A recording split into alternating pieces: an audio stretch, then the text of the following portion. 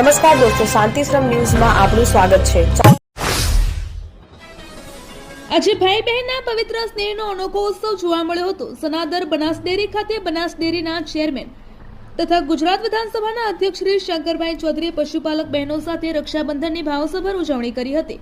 સનાદર ખાતે આયોજિત આ ખાસ કાર્યક્રમમાં બનાસકાંઠાની ખૂણે ખૂણેથી આવેલી પશુપાલક બહેનોએ પોતાના વહાલસોયા નેતા અને બનાસ ડેરીના ચેરમેન શ્રી શંકરભાઈ ચૌધરીને પ્રેમપૂર્વક કુમકુમ તિલક કરી રાખડીઓ બાંધી મોં મીઠું કરાવ્યું હતું। પશુપાલક બહેનોએ શંકરભાઈને રાખડી બાંધી તેમના દીર્ઘાયુષ્ય અને ઉત્તરોત્તર પ્રગતિની પ્રાર્થના કરી હતી।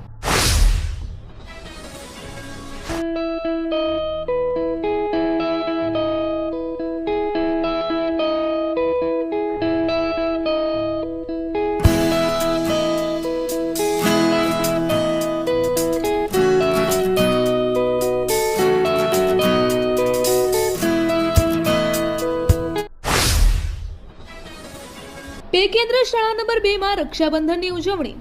દિયોદર પે કેન્દ્ર શાળા નંબર 2 માં સ્ટાફ સાથે બાળકોએ રક્ષાબંધન પર્વની ઉજવણી કરી હતી।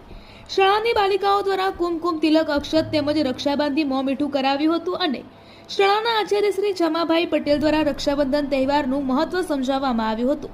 રક્ષા અને બંધનના શબ્દને સ્પષ્ટીકરણ વ્યવસ્થિત કરવામાં આવ્યું હતું। શાળાના શિક્ષક કનુભાઈ જોશી દ્વારા રક્ષાબંધનનું મહત્વ સમજાવ્યું હતું અને જગદીશભાઈ રાઠોડ દ્વારા સરસ મજાના રક્ષાબંધનના ગીતો ગાવા તેમજ કલ્પેશભાઈ મોદીએ સંચાલન કર્યું હતું। સ્ટાફ દ્વારા સુંદર આયોજન કરવામાં આવ્યું હતું અને રાખડીના દાતા તરીકે રમીલાબેન માળી તેમજ ગીતાબેન ચૌધરી રહ્યા હતા। પાલનપુર શહેર પશ્ચિમ પોલીસ સ્ટેશન વિસ્તારમાં થયેલા ચર્ચાસ્પદ ભરત ચૌધરી મર્ડર કેસમાં 1 વર્ષથી ફરાર આરોપી એલસીબી પાલનપુર પોલીસે ઝડપી પાડ્યો છે। આ આરોપી છેલ્લા 1 વર્ષથી પોલીસથી બચી રહ્યો હતો, ત્યારે પોલીસ મહાનિરીક્ષક પરીક્ષિતા રાઠોડ અને પોલીસ અધિક્ષક શ્રી પ્રશાંત સુંબેની સૂચનાથી નાસ્તા ફરતા આરોપીઓને પકડવા માટે એલસીબી દ્વારા અલગ અલગ ટીમો બનાવવામાં આવી હતી। પોલીસ ઇન્સ્પેક્ટર ડીએમ રાઠોડના માર્ગદર્શન હેઠળ આ ટીમો આરોપીની સઘન શોધખોળ કરી રહી હતી। વાવથરાદ ઢીમાથરાદ રોડ પર રખડતા પશુઓના કારણે અકસ્માતોની ઘટનાઓ વધી રહી છે, ત્યારે તાજેતરમાં આ માર્ગ પર એક સ્કોર્પિયો ગાડી અને નંદી વચ્ચે ગંભીર ટક્કર થઈ હતી। અકસ્માતમાં નંદીનું ઘટના સ્થળે જ કરુણ મોત નીપજ્યું હતું, જ્યારે સ્કોર્પિયો ગાડીના આગળના ભાગને ભારે નુકસાન થયું હતું। આ ઘટના બાદ સ્થાનિકો અને રાહદારીઓમાં ભારે રોષ જોવા મળી રહ્યો છે। સ્થાનિકોના જણાવ્યા અનુસાર છેલ્લા 15 દિવસમાં જ ઢીમાથરાદ રોડ ઉપર આશરે 8 થી 10 જેટલા પશુઓ અકસ્માતમાં જીવ ગુમાવી ચૂક્યા છે। બનાસકાંઠા જિલ્લાના મુખ્ય મથક પાલનપુર શહેરના ગુરુ નાનક ચોક ખાતે જિલ્લા મહિલા કોંગ્રેસ દ્વારા વધતી જતી મોંઘવારી અને તેલ ખાંડ સહિતની જીવન જરૂરિયાતી ચીજવસ્તુઓના ભાવ વધારાના વિરોધમાં ધરણા અને પ્રદર્શન યોજાયું હતું।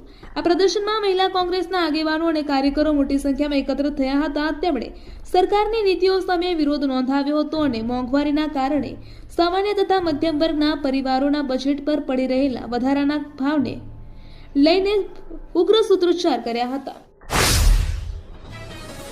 બનાસકાંઠા જિલ્લાના કાંકરેજ તાલુકાના ખરીદ વેચાણ સંઘની ચૂંટણી પહેલા જ રાજકીય ગરમાવો જોવા મળ્યો છે। ઠાકોર સમાજે સંઘમાં પ્રતિનિધિત્વની માંગ સાથે રેલી કાઢી હતી અને મામલતદારશ્રીને આવેદનપત્ર સુપરત કર્યું હતું। શિયોરી ડીસા હાઈવે સર્વિસ રોડથી શરૂ થયેલી મામલતદાર કચેરી સુધી પહોંચી હતી। ઠાકોર સમાજના લોકો હાથમાં બેનરો લઈને ઠાકોર સમાજને ન્યાય આપો જેવા સૂત્રોચ્ચાર કર્યા હતા અને આ રેલીમાં આશરે 100 થી 150 લોકો જોડાયા હતા। તેમણે કાંકરેજ તાલુકા મામલતદાર ગૌતમ દરજીને આવેદનપત્ર સુપરત કરીને પોતાની માંગણી રજૂ કરી હતી। આ રેલી દરમિયાન શિયોરી પોલીસનો પણ ચુસ્ત બંદોબસ્ત ગોઠવવામાં આવ્યો હતો।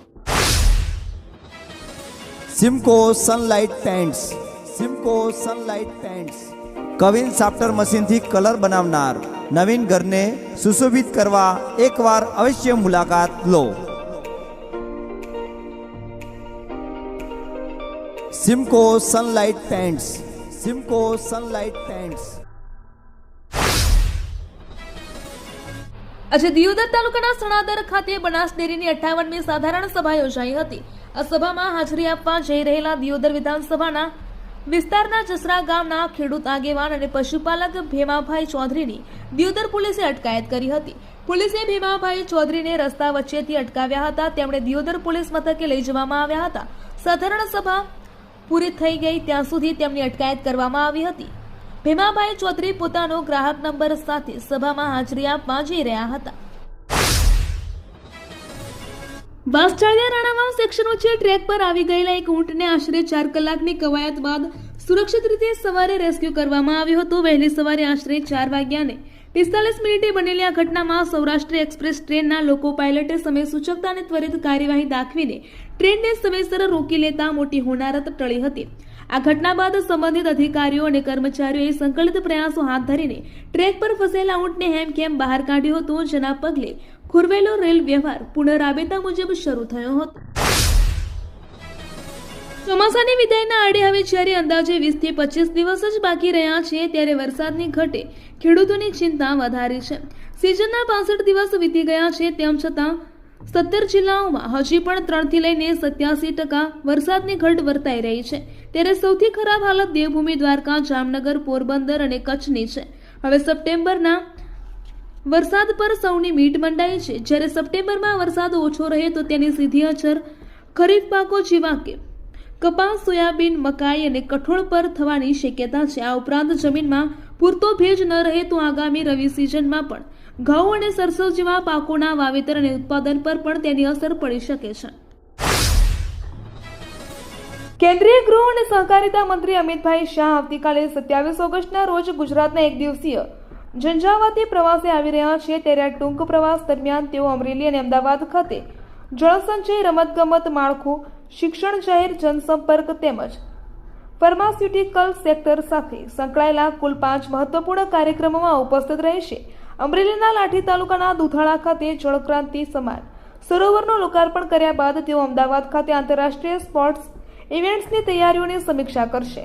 કેન્દ્રીય ગૃહમંત્રીના હાઈ પ્રોફાઇલ પ્રવાસને લઈને વહીવટી અને પોલીસ તંત્ર દ્વારા અમરેલીથી લઈને અમદાવાદ સુધી અભેદ સુરક્ષા કવચ ગોઠવી દેવામાં આવ્યું છે.